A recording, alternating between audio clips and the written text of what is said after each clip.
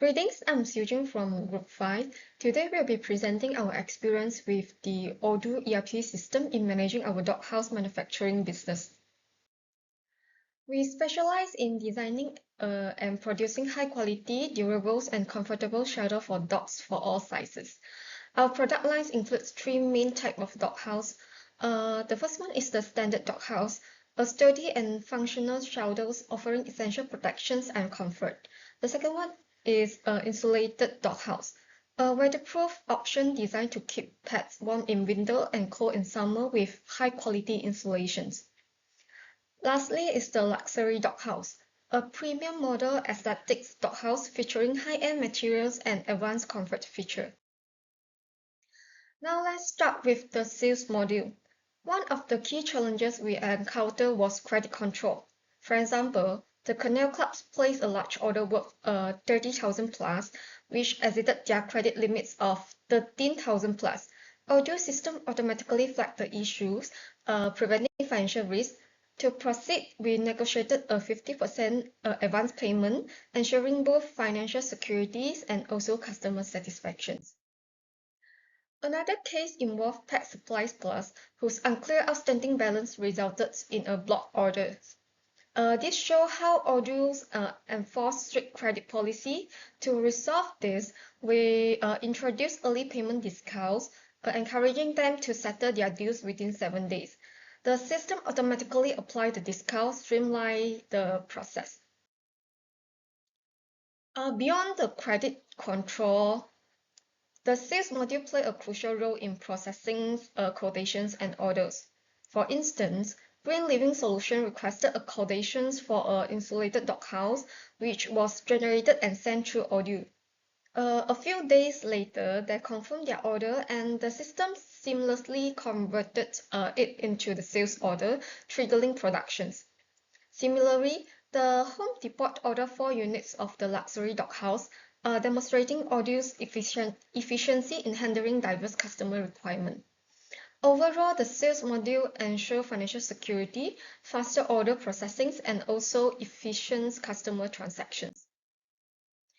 Moving on to the material management, effective procurement is crucial for the timely productions. One challenge we faced was material shortage. For example, we ordered 80 foreign steels from modular builders in Berhad, but they could only deliver 70 units in 2 batches, leaving a shortfall of 10 units. Instead of waiting, we quickly sourced the remaining units from steelwork manufacturing, although at a slightly higher price. This shows how Odoo's flexibility in supply management helps us prevent the production delay. Another challenge involved building error. When receiving the 10 flooring tile from steelwork manufacturing, we noticed that the vendor billed us 26.5 ringgit per unit instead of the agreed 26.3 ringgit. Odoo allowed us to identify the discrepancy and request a credit note, ensuring financial accuracy.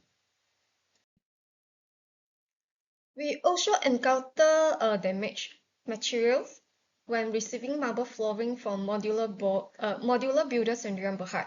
10 units arrived damaged, and although we returned them, we were initially billed for all 90 units. Again, Odoo helps us track the errors and request a credit note, ensuring the correct invoicing. This case highlights how Odoo maintains financial integrity and supports quality control in procurement. Managing vendor costs is another crucial aspect in material management. For example, the price of composite frames roofing increased from 17.3 ringgit to 18 ringgit per unit. To encounter this, we first review the vendor price list using Odoo, and then we issue a tender invitations to multiple suppliers, and we requested quotations from the 3 vendors. Lastly, we selected Roof Tech Supplies, which offer a price of 17.5 ringgit per unit, helping us to reduce the cost. This demonstrates how Odoo supports strategy vendor management and cost control, helping businesses make informed procurement decisions. Next, I will hand over the presentations to Liang Han, who will continue with the productions and accounting module. Thank you. Next, we move on to the production module. First and foremost, the bill of materials BOM plays a vital role in ensuring efficient production and maintaining consistent quality in every unit. Each BOM details the essential components required for manufacturing, including walls, roofing, flooring, and operational process. As highlighted in the slides, our company offers three product variations: the standard doorhouse, insulated doorhouse, and luxury doorhouse, each with a unique BOM tailored to its specific design and features. Moving forward, we explore how the production module operates in real-world scenarios. One common challenge is delayed production due to material shortage. For instance, in the slides, if 40 units of marble flooring are unavailable, it could lead to potential delays in fulfilling customer orders. However, with O2 MRP material requirement planning features, our company can efficiently monitor stock level. In case of low inventory, automated replenishment rules trigger a targeted purchase order directly from the production workflow, ensuring the timely procurement of the necessary marble flooring and minimizing disruption. Consequently, once the purchased material are received, they are automatically routed to the production lines using WH/BC/0002, following the routing principle in the production process. When all required material are available at the production site, manufacturing begins. After the production is completed and the items are marked as finished goods, they are transferred to the ready stock inventory under WH/SFP/0002, where they will remain until they are ready for delivery. Another key aspect of the production module is delivery execution, which involves managing separate delivery orders efficiently. For example, if a sales order requires split delivery to two different locations, our company utilizes O2 to generate two separate delivery orders, 0042 and 0047, each assigned to a different address. Beside the split deliveries, a single consolidated invoice is issued to the customer to ensure smooth and accurate billing. Last but not the least, we move into the accounting module, starting with the balance sheet, a crucial financial statement that provides a snapshot of a company financial health by outlining its assets, liabilities, and equity at a specific point in time. The balance sheet is essential for shareholders, investors, banks, and other stakeholders, as it helps assess the company's financial stability, creditworthiness, and overall performance. Our total assets stand at 820K, with a significant portion coming from high receivables. Although it could indicate potential collection risk, it reflects a strong liquidity position.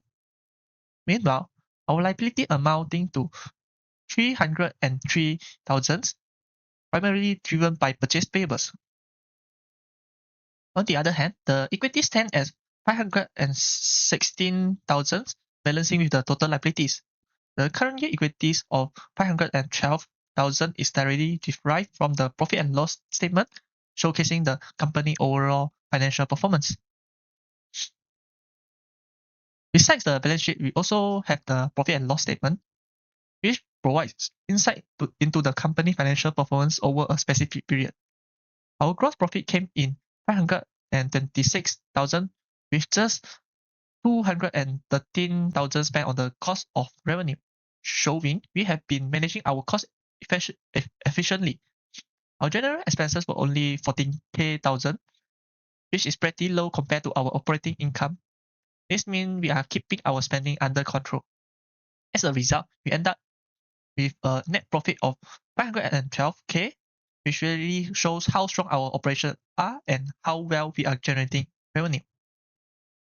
The last statement in the accounting module we will discuss today is the cash flow statement, which provides a clear view of the company cash inflows and outflows during a specific period.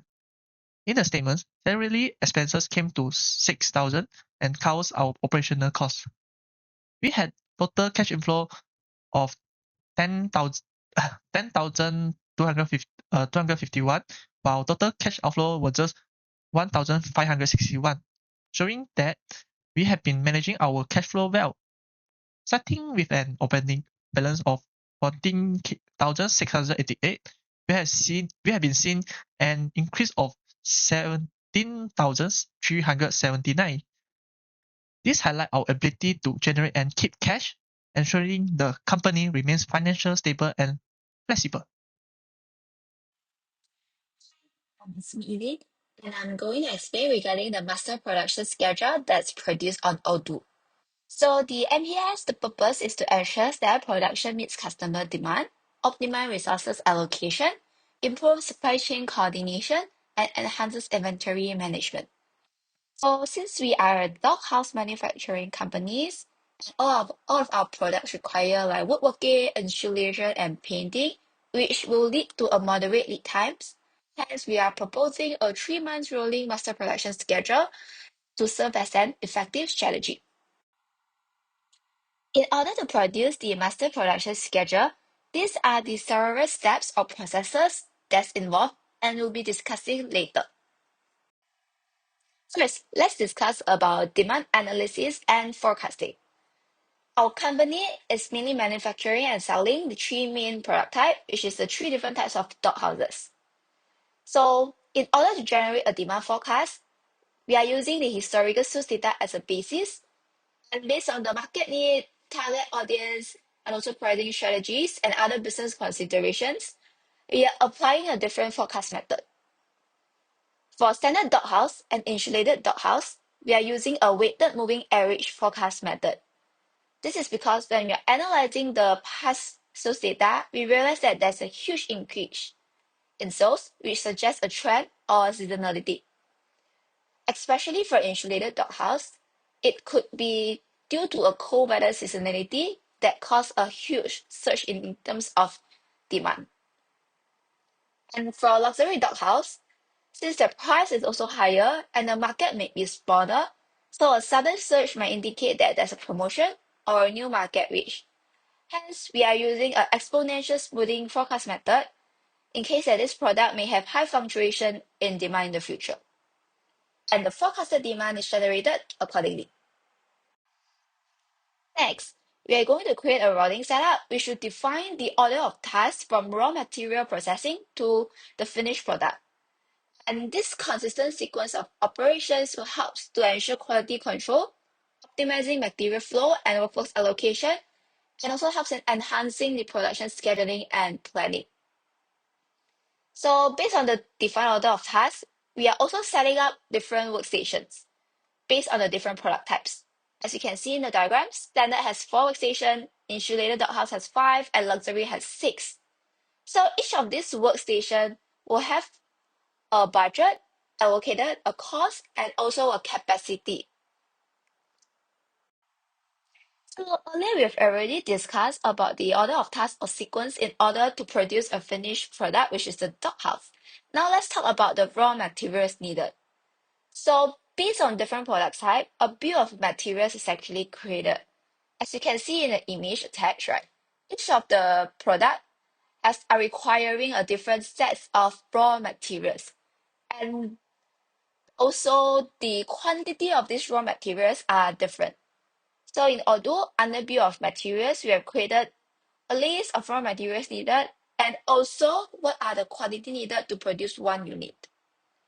And in order to produce the master production schedule based on the forecasted demand, we are also forecasting what is the demand for these raw materials as well, so that we can pre-order from our suppliers to ensure a smooth and operating supply chain. All right, now, so we have already ensured that we have a running and sustainable supply chain and supply of raw materials. And also we have already set up different workstations in order to produce the products needed. Next, we can actually start to plan our production schedule. So this production schedule will be the operational bridge between demand planning and the actual manufacturing execution. It will align the production with the demand forecast, ensure feasibility based on capacity constraint, and balancing resource utilization. So, based on the different types of product, we are also having a different production schedule. And as you can see, each of the production schedule is actually defining what is the safety stock unit, what is the minimum replenish unit, and also what is the maximum replenish unit required. So each of these units like target and also minimum units to replenish is actually calculated based on a formula. And then we are actually rounding it up to ensure that it's actually an accurate number And this rounding up of the safety stock calculation or minimum stock or maximum stock is not a strict mathematical calculation. It's rather a strategic business decision where we often set a safety margins to safeguard against unexpected demand fluctuation or supply chain disruption. That's why this will help to justify the rounding up to a more practical buffer level. Right. So once our production schedule is ready, we can start to plot the numbers like the safety stock numbers into our master production schedule. And how do we know that if our master production schedule is actually a working one? So right now, before we officially launch our master production schedule, let's do a feasibility check by using the rough cut capacity planning method. So as you can see in this diagram, right, the proposed MPS for March 2025 until May 2025 has been analyzed in terms of the capacity, feasibility, safety stock level, and also supply chain alignment. As the result indicates, this plan is actually workable and sustainable. So this round cut capacity planning has helped us to confirm that all workstations can accommodate the required production hours within their available capacity. Remember that we have set up a different workstation beforehand, and each of these workstations we also set up a capacity. And based on its capacity and based on the forecasted utilization, no workstation will be overloaded. And now let's have a look at the master production schedule, right? So given that our products requiring like woodworking, insulating, and painting, and we are suggesting a 3 months rolling MPS, as we mentioned earlier, with an increment of 10% on a monthly demand forecast. So other than we already verified that this MPH is actually workable based on the rough cast capacity planning, the second point to prove that it's actually a workable one is because the forecasted stock levels will never fall below the safety stock threshold, which helps us to maintain a buffer against the actual demand fluctuation and unexpected supply chain disruption. Also, the suggested replenishment aligns with the forecasted demand while preventing overstocking. Hence, this is actually proved to be a workable plan, and right now it can actually release to the production. That's all. Thank you.